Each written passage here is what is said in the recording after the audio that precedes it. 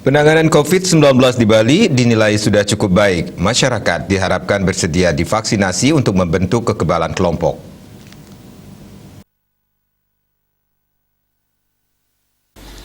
Upaya penanganan untuk memutus penyebaran virus COVID-19 di Bali dinilai sudah cukup bagus.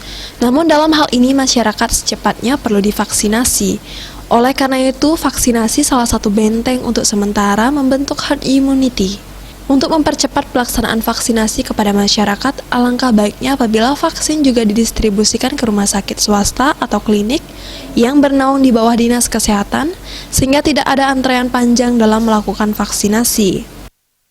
Cukup bagus dari pemerintah Bali, sudah luar biasa.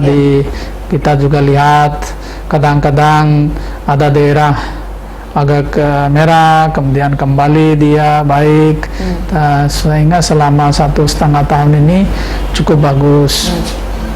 Hanya kita sarankan dan juga saran saya bahwa masyarakat perlu secepatnya vaksin dulu, karena itulah salah satu benteng untuk sementara.